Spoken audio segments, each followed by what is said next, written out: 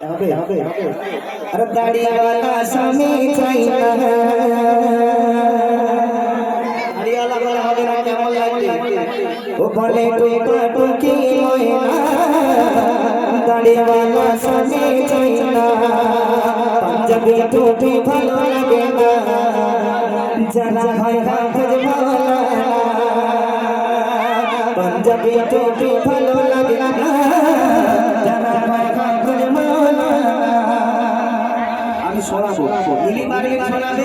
আমি চাই গো আমার স্বামী হোক হাফেজ মাওলানা আর আমি শোনাচ্ছি এখনকার মেয়েরা হাফেজ মাওলানা চায় না কবি লিখছে শুনুন এই বর্তমান যুগে কিছু সংখ্যক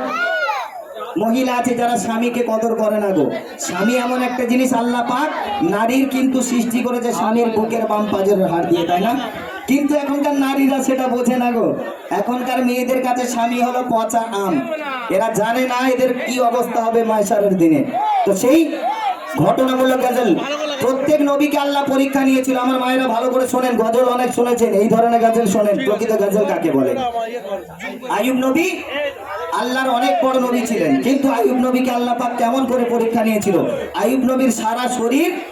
কুষ্ঠ রোগ দিয়ে আল্লাহ ভরিয়ে দিয়েছিল আর গোস্ত পচে গিয়ে এত দুর্গন্ধ বেরোচ্ছে এই গ্রামের মানুষ বলছে আইয়ুবকে তাড়িয়ে দে গ্রাম থেকে তো আইয়ুব নবীর যে সকল বউরা ছিল সব একের পর পালিয়ে গেছে একটা বউ ছিল সেটা হচ্ছে বিবি রহিমা ওমা